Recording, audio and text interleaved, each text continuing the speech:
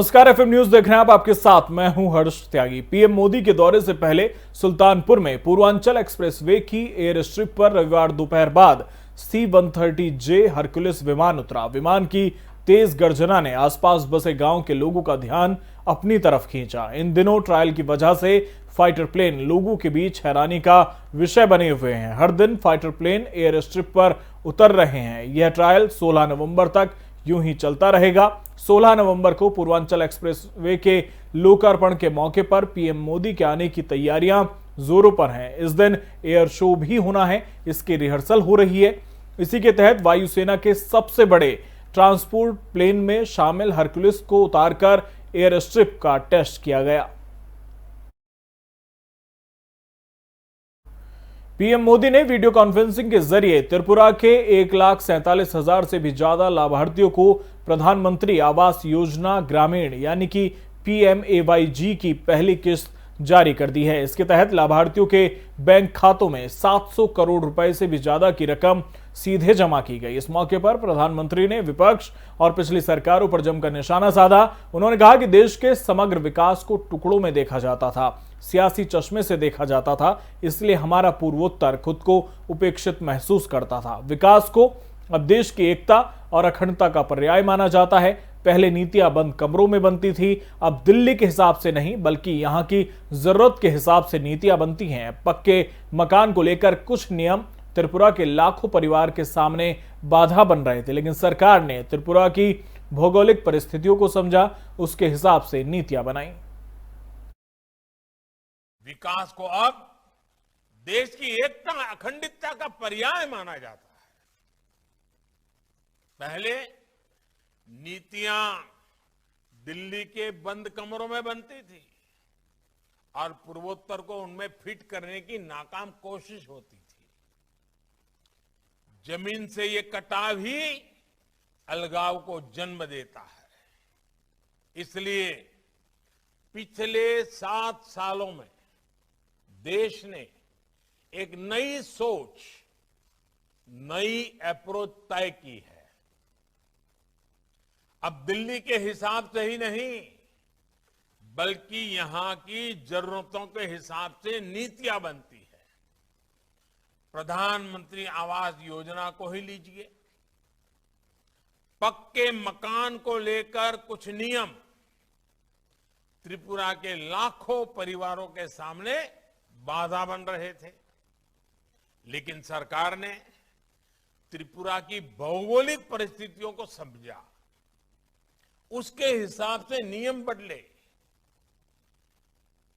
आवश्यक नीतियां बनाई और उसके कारण आज हजारों नए परिवारों को इस योजना का लाभ मिल रहा है।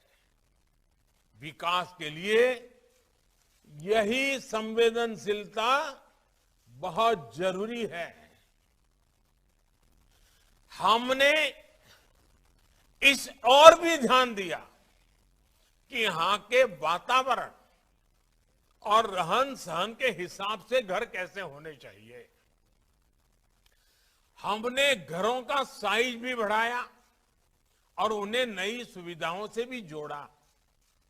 साथियों, पीएम आवास योजना की जो एक बहुत बड़ी ताकत है, उसके बारे में मैं देश को बार बार बताता हूं।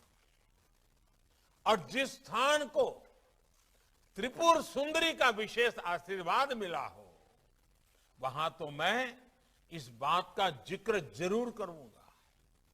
सदियों तक हमारे यहां जो सोच रही, उसमें महिलाओं के नाम पर घर नहीं होता था, महिलाओं के नाम पर संपत्ति नहीं होती थी। पीएम आवास योजना ने इस सोच को भी बदलने का काम किया है। इस योजना के तहत जो घर बनते हैं, उनका मालिकाना हक ज्यादा से ज्यादा हमारी बहन बेटियों को मिल रहा है, अब वो घर के कागज पर भी घर की मालकिन बन रही है। इतना ही नहीं, पीएम आवास योजना से मिले घरों में जो गैस का कनेक्शन मिल रहा है, बिजली कनेक्शन मिल रहा है, पानी ज्यादा हो रहा है। केंद्रीय गृह मंत्री और बीजेपी नेता अमित शाह ने आंध्र प्रदेश के वेंकटचलम में स्वर्ण भारत ट्रस्ट की 20वीं वर्षगांठ समारोह को संबोधित किया और कहा कि उपराष्ट्रपति वेंकैया नायडू राज्यसभा के अध्यक्ष और उपाध्यक्ष के रूप में वेंकैया एक उदाहरण स्थापित कर रहे हैं। संविधान का एक आदर्श संरक्षक कैसा होना चाहिए और उपराष्ट्रपति के कर्तव्यों का पालन कैसे किया जाना चाहिए, जैसा कि संविधान में उल्लेख किया गया है, उसका नायडू जी उदाहरण है। अमित शाह ने कहा कि उन्होंने जीवन भर वंशवाद के खिलाफ काम करके भारत के लोकतंत्र को स्वस्थ रखने की दिशा में प्रयास किया।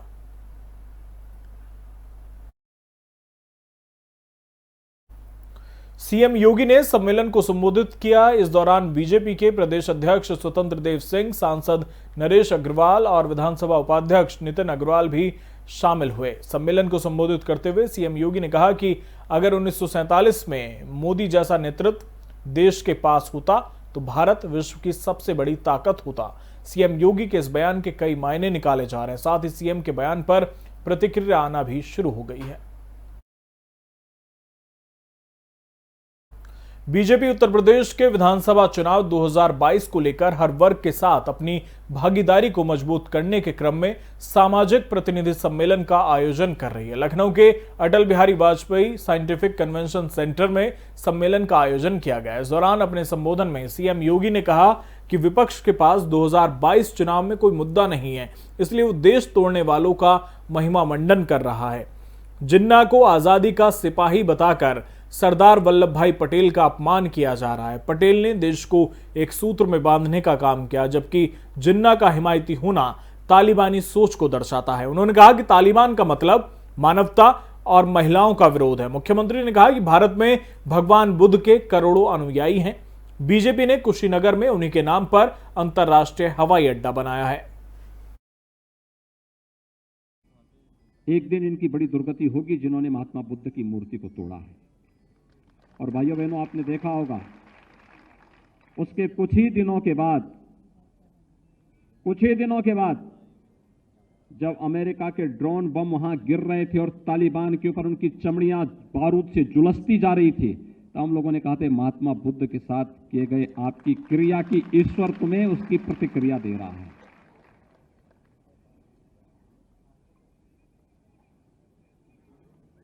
आप मुझे बताइए, भारत का राष्ट्रीय चिन्ह क्या है? आजादी के बाद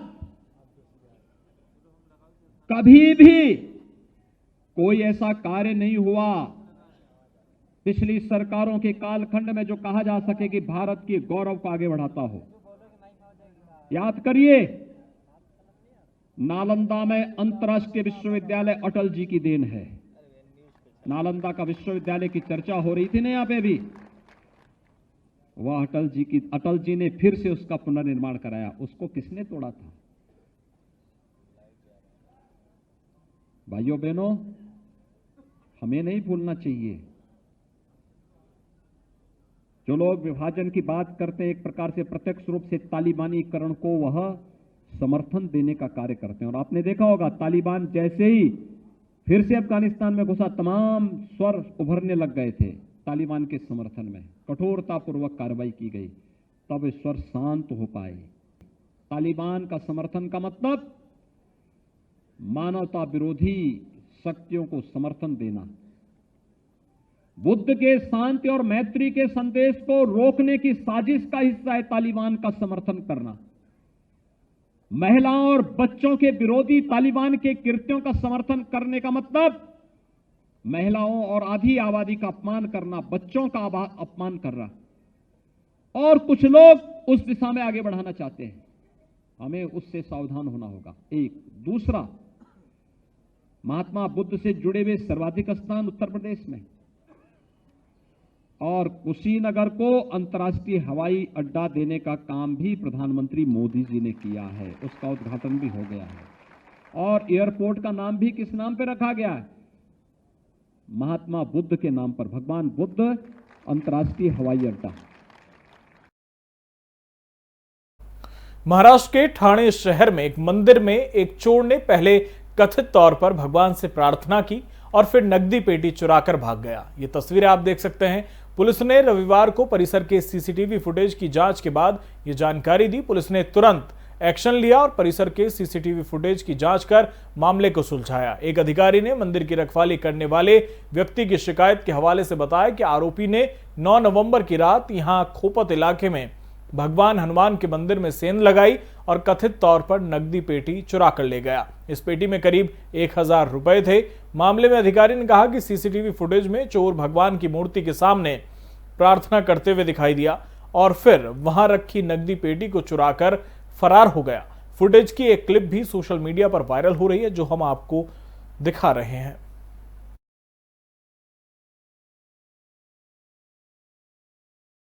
जैसे जैसे विधानसभा चुनाव करीब आ रहे हैं, सियासत के अखाड़े में जुबानी जंग भी तेज होती जा रही है। सूबे के पूर्व मुख्यमंत्री अखिलेश यादव रविवार को कुशीनगर पहुंचे, जहां उन्होंने जनसभा को संबोधित किया। बीजेपी पर जमकर निशाना साधा और गृह मंत्री अमित शाह के बयान पर पलटवार किया। दरअसल अमित शाह ने शनिवार को आजमगढ़ यूनिवर्सिटी की आधारशिला रखी थी, जिस दौरान अमित शाह ने कहा था, सपा पर निशाना साधते हुए कहा कि सपा JAM लाई है। जे का मतलब है जिन्ना, ए का मतलब है आजम खान और एम का मतलब है मुख्तार। तो वहीं अब अखिलेश ने भी अमित शाह के इस बयान पर पलटवार करते हुए कहा कि बीजेपी के JAM से मतलब है जे से झूठ, ए से अहंकार और एम से मतलब है महंगाई। मैंने एक पत्रकार को पूछा कि भाई ये कौन सा जैम लाए, जरा जांच करो तो। उसने कहा आपको मालूम नहीं है। मैंने बोला नहीं, मुझे नहीं मालूम है। उन्होंने कहा उनके जैम का मतलब है जे से जिन्ना, ए से आजम खान और एम से मुख्तार।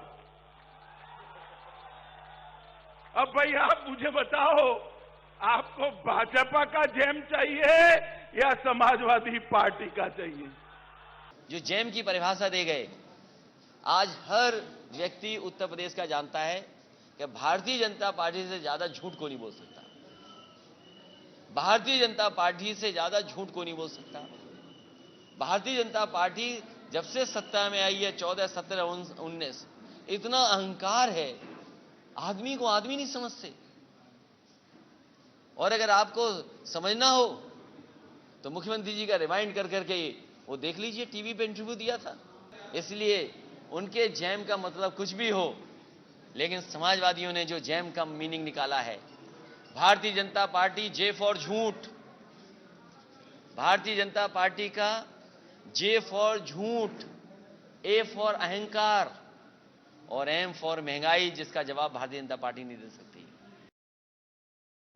वक्त हो चला एक छोटे से ब्रेक का, जल्द लौटेंगे।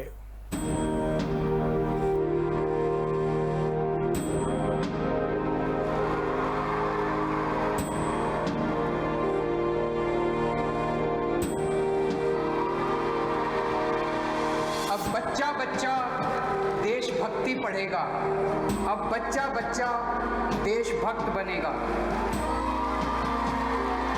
दिल्ली के स्कूलों में हमने देशभक्ति पाठ्यक्रम पढ़ाना शुरू किया है। जब हर बच्चा भारत माँ का वीर सपूत बनेगा, तभी बनेगा भगत सिंह के सपनों का भारत, तभी बनेगा बाबा साहब के सपनों का भारत।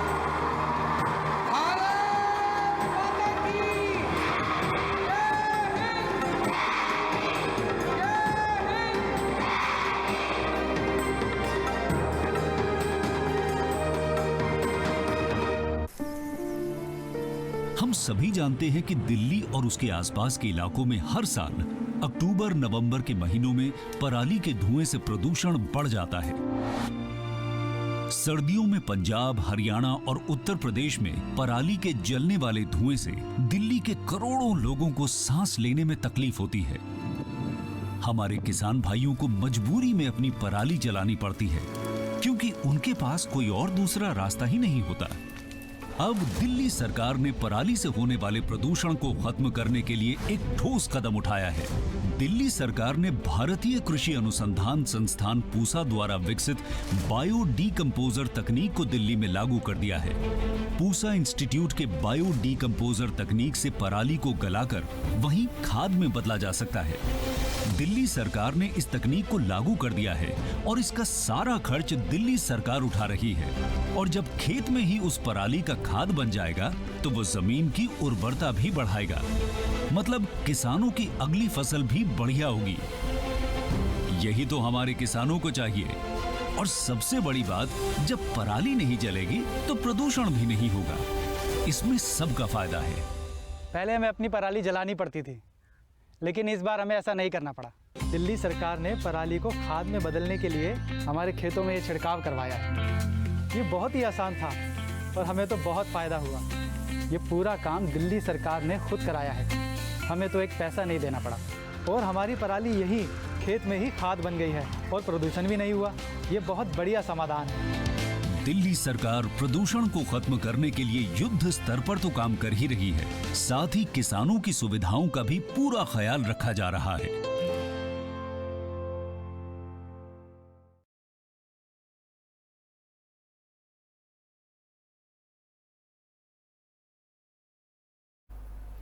ब्रेक के बाद स्वागत है आपका। कांग्रेस के वरिष्ठ नेता और पूर्व कानून मंत्री सलमान खुर्शीद की लिखी गई किताब सनराइज ओवर अयोध्या विवादों के घेरे में आ चुकी है, जिसमें हिंदुत्व की तुलना आईएसआईएस और बोको हरम जैसे दुर्दांत आतंकी संगठनों से की है। किताब के प्रकाशन के बाद देश भर में सलमान खुर्शीद के खिलाफ प्रदर्शन शुरू हो गए हैं। इसकी एक झलक कानपुर के बर्रा पटेल चौक पर भी देखने को मिली, जहां राष्ट्रीय हिंदू वाहिनी संघ के कार्यकर्ताओं ने सलमान खुर्शीद का पुतला फूंका और उनके खिलाफ जमकर नारेबाजी की।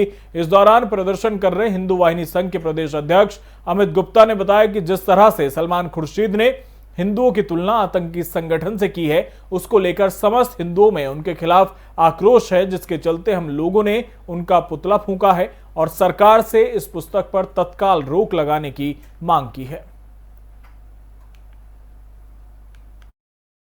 मेरा नाम अमित गुप्ता, प्रदेश अध्यक्ष राष्ट्रीय हिंदू वाहिनी संघ। आज हम लोगों ने राष्ट्रीय हिंदू वाहिनी संघ के बैनर के तले यहाँ पे कांग्रेस के जो वरिष्ठ नेता सलमान खुर्शीद की जो किताब का विमोचन हुआ है, उसमें इन्होंने हिंदुत्व को और सीधे सीधे हिंदुओं को आतंकवादी संगठन आईएसआईएस एंड बोको हरम जैसे आतंकवादी संगठनों से जोड़ा है, जिसके मद्देनज़र हम लोगों में बहुत आक्रोश है, हिंदुओं में आक्रोश है, जिसके तहत हम लोगों ने आज सलमान खुर्शीद का पुतला फूंका।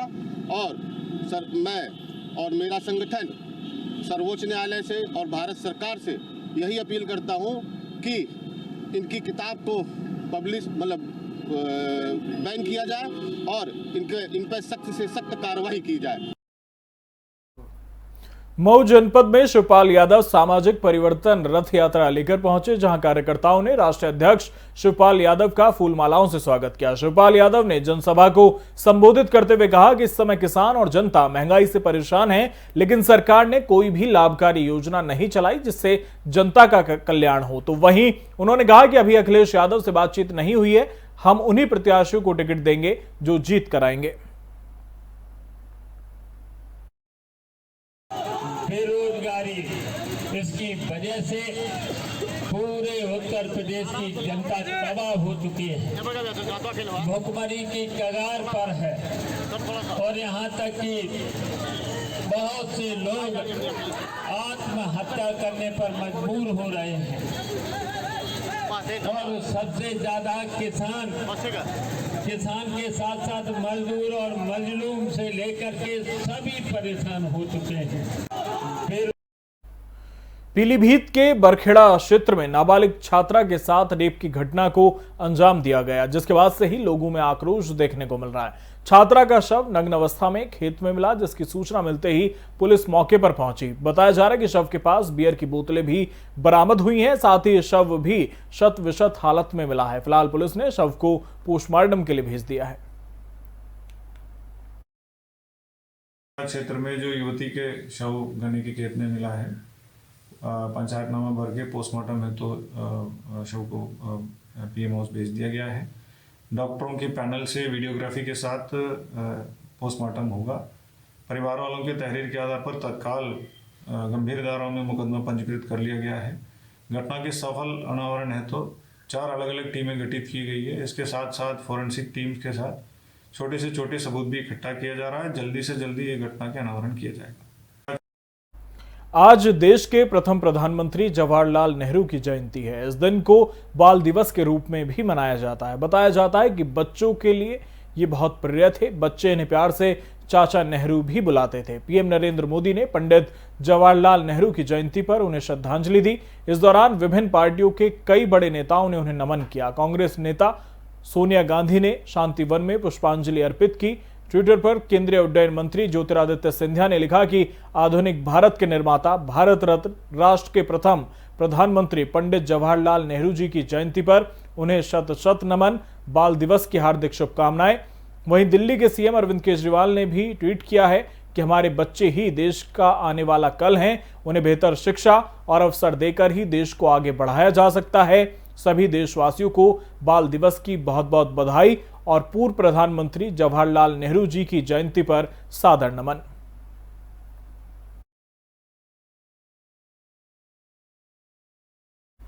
बच्चे हर घर की रौनक होते हैं। बच्चे हों तो घर पर चहल पहल लगी रहती है। हर तरफ उनकी खिलखिलाती हंसी की गूंज मानो घर के सभी दुख परेशानी खत्म कर देती है। लेकिन उन्हीं बच्चों की परवरिश भी अच्छे से हो, ये तय करना भी बेहद जरूरी है। इसलिए अब हम आपको कुछ ऐसी अच्छी आदतों के बारे में बताने जा रहे हैं जो घर के बच्चों को सिखाना बेहद जरूरी है। बच्चे मासूम और नादान होते हैं। कहते हैं कि बच्चे कच्ची मिट्टी की तरह होते हैं, उन्हें जैसा आकार देंगे वो वैसे ही बनते जाएंगे। लिहाजा बच्चे कैसे इंसान बनते हैं ये कुछ हद तक माँ बाप पर निर्भर करता है। हमें बच्चों को जीवन का सही सबक और अच्छी आदतें सिखानी चाहिए ताकि वो आगे जाकर न सिर्फ अच्छे इंसान बने बल्कि एक अच्छे नागरिक भी बन पाएं। अक्सर बच्चे माँ बाप को देखकर ही सीखते हैं। हमने कई बार सुना होगा कि बच्चा घर से ही सीखता है। ऐसे में ये भी जरूरी हो जाता है कि हम ना ही सिर्फ बच्चों को अच्छी आदतों के बारे में बताएं बल्कि खुद भी उन्हें फॉलो करें ताकि बच्चों का अपने माँ बाप पर विश्वास बन पाए और वो आपकी सिखाई हुई बातों को ध्यान में रखें। इस बाल दिवस पर आप अपने बच्चों को ये 5 अच्छी आदतें सिखाने की कोशिश जरूर करें। बच्चों को ये समझाना बहुत ही जरूरी है कि आखिर क्या उनके लिए सही है और क्या गलत है। इससे बच्चों में फैसले लेने की क्षमता का विकास होगा। बच्चों में ये गुण आ जाता है तो वो खुद से ही कभी भी कुछ गलत नहीं करेगा, ना ही किसी और के साथ गलत व्यवहार करेगा। वो अपने लिए सही रास्ता चुन पाएगा। साथ ही आपको अपने बच्चों को ये बात भी सिखानी होगी कि वो किसी भी बात पर तुरंत गुस्सा ना करें। धैर्य रखना जरूरी है और ये बात माँ बाप ही सिखा पाते हैं। बच्चों को शुरू से ही शेयरिंग करना जरूर सिखाएं। जो बच्चे शेयरिंग नहीं सीख पाते वो हमेशा अलग थलग रहते हैं। ऐसे में अगर बच्चा शेयरिंग करना सीखता है तो वो दूसरों की भावनाओं और ज़रूरतों का ख्याल रखना सीखता है। इससे दूसरों के साथ उसके रिश्तों में मजबूती आती है। बच्चों को ये एहसास दिलाना है कि कोई भी सुविधा या कोई सामान सिर्फ उनके लिए नहीं है। बच्चों को दूसरों की भी मदद करनी ज़रूरी है। अगर उनके आसपास कोई किसी भी तरह से परेशान है, मुश्किल में है, तो उनकी मदद करने की सीख बच्चों को ज़रूर दें। घर से ही इसकी शुरुआत करनी चाहिए। घर में बच्चा अपने भाई बहनों माँ बाप की मदद करे ताकि वो घर से सीखेगा तो बाहर भी ऐसा ही करेगा। बच्चों को ये बताना बहुत ही ज़रूरी है कि उसे अपने बड़ों से कैसे बात करनी चाहिए। उसे बड़ों के साथ शिष्टाचार में रहकर बात करना और हमेशा उन्हें सम्मान देना सिखाएं। घर में दादा दादी या नाना नानी के साथ बच्चे अच्छे से व्यवहार करें, इस बात का ख्याल रखना बहुत ज़रूरी है। बड़ों की बात ना काटना, उनके आदेशों का पालन करना, ये बच्चों को ज़रूर सिखाएं।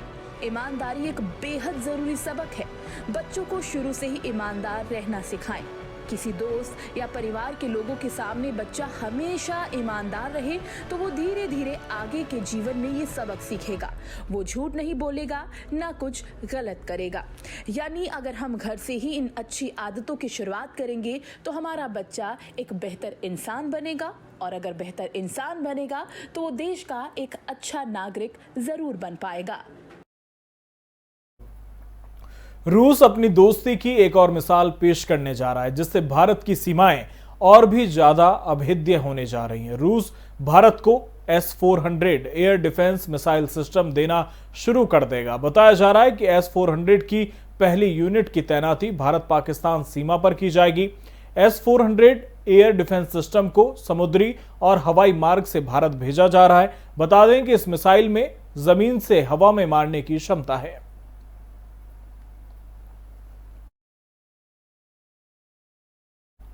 फिलहाल मेरे साथ इतना ही। बने रहिए FM न्यूज के साथ। नमस्कार।